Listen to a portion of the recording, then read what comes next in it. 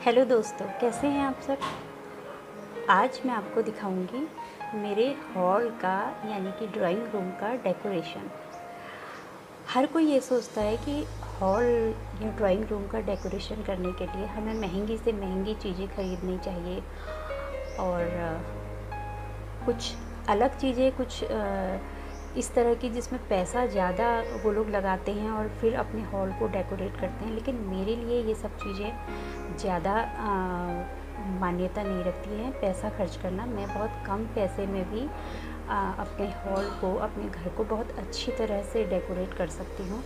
और वही मैं आपको दिखाने जा रही हूँ कि कैसे मैंने अपने हॉल को डेकोरेट किया है और इसी तरह आप भी अपने हॉल को डेकोरेट कर सकते हैं। बहुत सारी चीज़ें मैंने खुद अपने हाथों से बनाई हैं, खुद पेंट की हैं, खुद अपने हाथों से मैंने उन्हें तैयार किया है। वो चीज़ें भी मैं आपको दिखाऊंगी और वो चीज़ें भी दिखाऊंगी कि जो मार्केट से मैंने बहुत मेहनत करके ढूंढी हैं और मैंने उन्हें कलेक्ट किया है अपने हॉल के लिए। तो आइए मैं आपको दिखाती हूँ कि मैंने कैसे अपने हॉल का डेकोरेशन किया है। तो सबसे पहले मैं आपको अपना हॉल का एक पूरा हॉल का एक दिखाती हूँ कि किस तरह से है। उसके बाद मैं एक एक चीज़ को आपको बताऊँगी कि किस तरह से मैंने वो चीज़ बनाई है या फिर ख़रीदी है।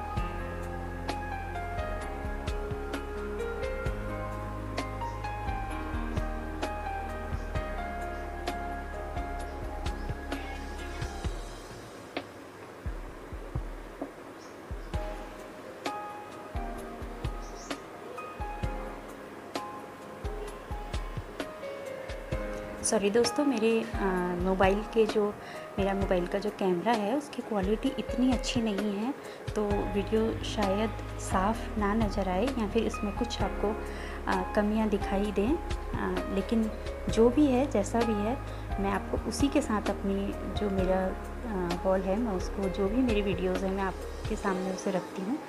तो आप ज़रूर बताइएगा कि आपको मेरे वीडियोज़ कैसे लगते हैं। और अगर आप कुछ नया इसमें जानना चाहते हैं या फिर कुछ और मुझसे पूछना चाहते हैं तो ज़रूर आप मुझे कमेंट कर सकते हैं। और अभी मुझे इतनी अच्छी तरह से एडिटिंग भी नहीं आती है। मैंने अभी नई नई एडिटिंग सीखी है, क्योंकि पहले मैं अपने बच्चों से एडिटिंग करवाती थी, लेकिन फिर बाद में मुझे लगा कि शायद मेरी वजह से उनकी पढ़ाई डिस्टर्ब हो रही है। तो फिर मैंने खुद वीडियोज़ में और अपने जो एडिटिंग है वो खुद करना सीखा। मैंने खुद वीडियोज़ बनाना सीखा, खुद सब कुछ करना सीखा और अब मैं खुद से ये सब चीज़ें करती हूँ।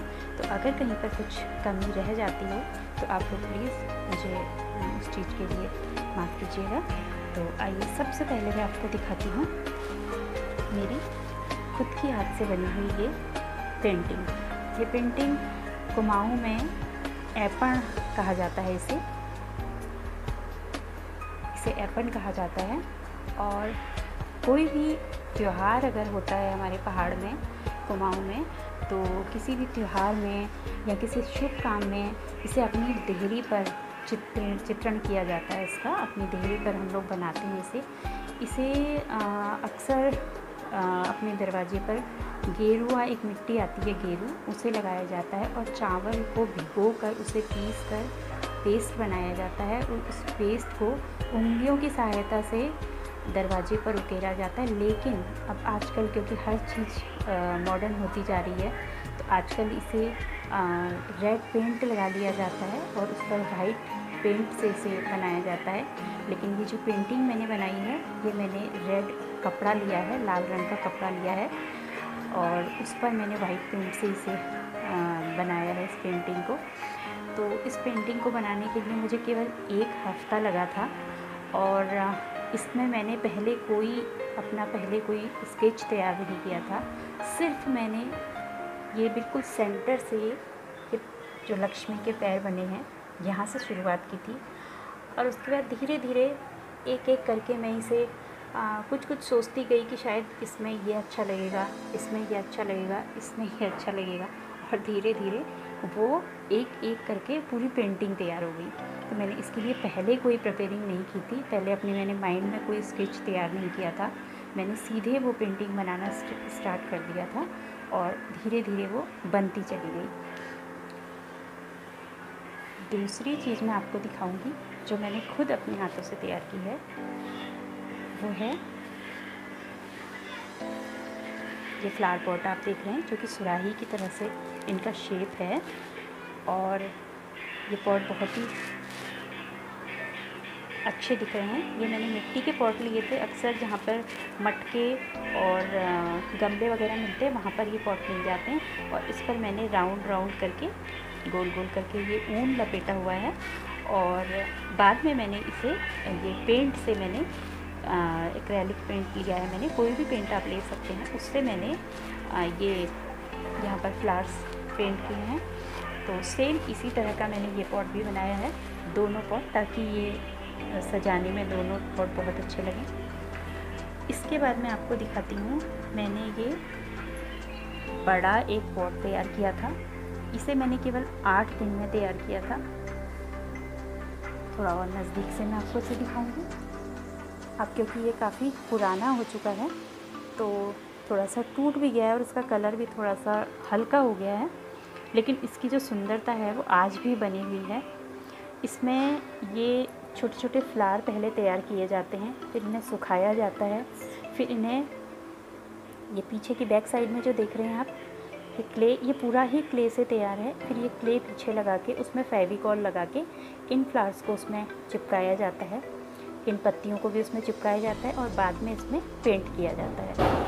और ये मैंने एक जो इसका बेस है ये मैंने लिया, ये टूट चुका है हालांकि, लेकिन फिर भी मैं ऐसे छोड़ती नहीं हूँ क्योंकि अपनी बनाई हुई चीज़ें बहुत प्यारी होती हैं। अभी मुझे इसको थोड़ा सा सही करना पड़ेगा। लेकिन ये जो आप नीचे जो पॉट देख रहे हैं ये वो है जो हम गर्मियों में पक्षियों के पानी पीने के लिए रखते हैं, सटोरे, ये वो वाला पॉट है। और इसके ऊपर जो मैंने ये वाला जो लगाया हुआ है, ये जो हमारे टॉयलेट वगैरह में या सीवर लाइंस में जो पाइप लाइन के डालने के लिए जो पाइप यूज़ होता है, ये वो वाला पाइप है। और इसके ऊपर जो ये मटका है, ये मटका मेरा एक पुराना मटका था, मैंने ये टूट गया था तो मैंने इसको इस चीज़ के लिए यूज़ किया। इसे क्ले की सहायता से, मिट्टी जो आती है जिससे हम नवरात्रि में मूर्तियाँ वगैरह बनती हैं, वही वाला क्ले इसमें यूज़ होता है। उस क्ले से इसे आपस में जॉइंट्स में जोड़ा गया है। यहाँ पर देखेंगे आप, ये जोड़ा गया है। उसके बाद ये पूरा बनाने के बाद इस पर मैंने कलर किया है, ये मेरा खुद का बनाया हुआ है। इसके बाद मैं आपको दिखाऊंगी एक और पॉट जो मैंने, ये पॉट दोस्तों मैंने दही के लिए लिया हुआ था, लेकिन ये जब मैंने दही के लिए लिया थोड़ा टाइम तो इसने काम किया, उसके बाद ये थोड़ा सा टूट गया और मैंने इसे फेंका नहीं, मैंने इसे अपने काम के लिए यूज़ किया। और मैंने इसमें गोल्डन कलर का थ्रेड इस तरह से लपेटा, और इसमें जो हम ड्रेसेस में जो एम्ब्रॉयडरी करते हैं वो वाले मेरे पास ये बीड्स बचे हुए थे, मैंने उसके इसमें फ्लावर बना दिए हैं। और ये जो लेस आप देख रहे हैं, एक बार मैं मार्केट में गई थी और मुझे अच्छी लगी देखने में और मैंने 1 मीटर ख़रीद ली और वो लेस मेरी यहाँ पे यूज़ हो गई है। तो आप देखिए कितना सुंदर लग रहा है ये पॉट। आप चाहें तो इसमें फ्लावर्स वगैरह रख सकते हैं, अदरवाइज़ इसको खाली ऐसे भी सजा सकते हैं, अकेले भी इसे सजा सकते हैं। बहुत ही सुंदर ये पॉट है। आप देखेंगे इस तरह, मेरे कैमरे की क्वालिटी इतनी अच्छी नहीं है, शायद आपको इतना अच्छा ना लगे, लेकिन ये आप देखेंगे तो अगर तो बहुत सुंदर लगता है ये। आप इसे अपने हॉल में अगर सजाएंगे बहुत ही कम पैसों में ये तैयार हो जाता है। इसके बाद आपको मैं दिखाती हूँ कि मैंने जो ये पेंटिंग्स हैं आप जो देख रहे हैं, ये कुमाऊनी जो हमारे कुमाऊँ के जो घर होते हैं, पुराने घर होते हैं, वो पुराने घर का इसमें चित्रण किया गया है। और ये फूलदेई हमारे यहाँ एक त्यौहार होता है जिसमें दरवाजे पर फूल डाले जाते हैं और जो घर का जो मालिक होता है उसके द्वारा बच्चों को गुड़ और चावल दिया जाता है, वो फूलदेई का इसमें चित्रण किया गया है। ये मैंने खुद नहीं बनाई है, लेकिन ये पेंटिंग मैंने बहुत एक भीमताल में एक जगह है वहाँ से मैंने ये पेंटिंग ली थी और उसके बाद मैंने इसे फ्रेम करा दिया था। इसके बाहर मैंने ये कपड़ा लगाया हुआ है, जो कपड़ा हम ब्लाउज़ के लिए लेते हैं, वो ब्लाउज़ के लिए जो कपड़ा लेते हैं वो वाला कपड़ा मैंने लाके इसमें चारों तरफ लगा के और तब इसको फ्रेम कराया है। इसका जो लुक है वो बहुत ही अच्छा आता है। सेम इसी तरह से ये वाली पेंटिंग है। आप देखेंगे जो मैं ऐपण आपको बता रही थी, वही ऐपण इसमें महिलाएं बैठकर ऐपण बना रही हैं।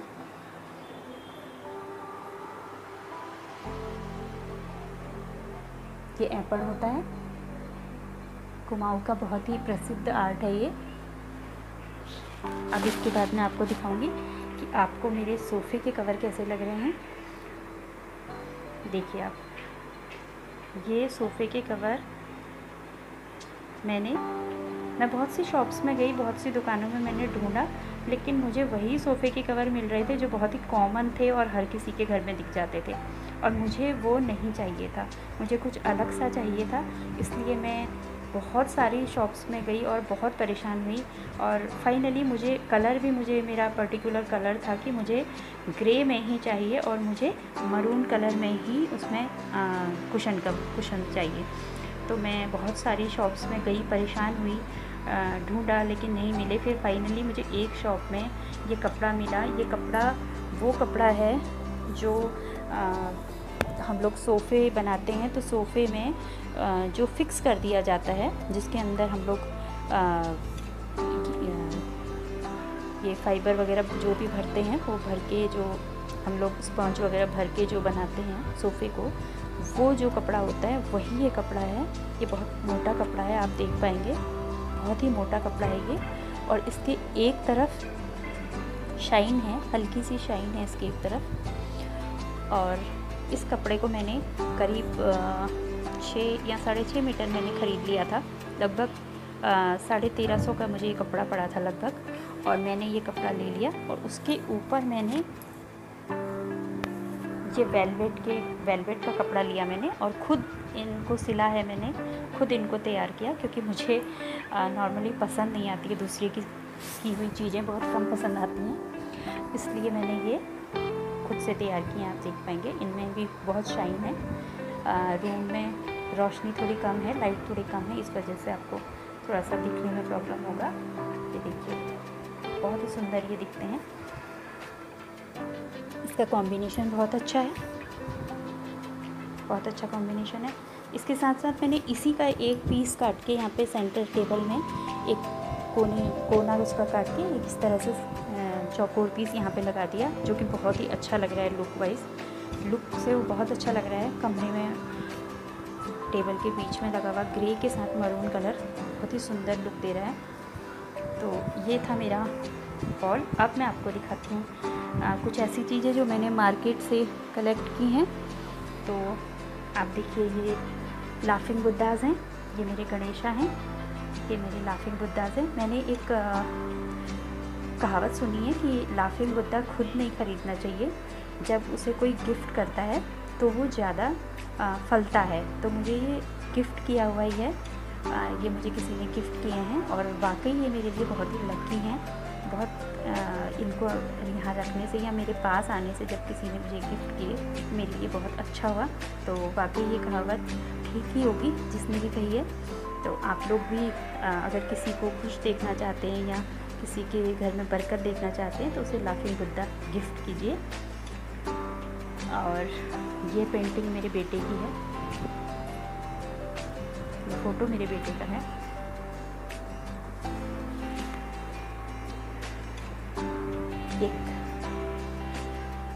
ये दिखा रही हूँ मैं आपको, एक स्टूल कहेंगे या क्या, इसे मैंने एक मेले से ख़रीदा था, और इसमें बहुत ही सुंदर नक्काशी की हुई है, बहुत ही सुंदर नक्काशी है।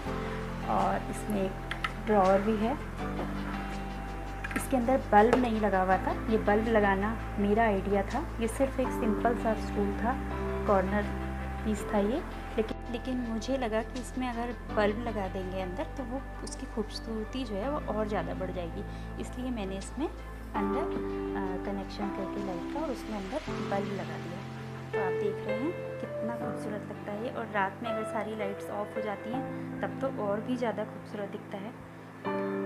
कर्टन्स मैंने मॉल से ख़रीदे थे, लेकिन मुझे साइज़ ठीक से पता नहीं था, और मैंने कर्टन थोड़ा सा डोर से छोटा ख़रीद लिया था। तो मैंने उसमें मरून कलर का नीचे कपड़ा लगा के और उसे थोड़ा सा लॉन्ग कर दिया, साइज़ उसका ठीक कर दिया। क्योंकि जब हम खुद से शौक़ रखते हैं और खुद से कुछ करना चाहते हैं तो फिर हम हर कमी का कुछ ना कुछ उपाय निकाल ही लेते हैं और हर चीज़ को ठीक कर लेते हैं अपने अनुसार।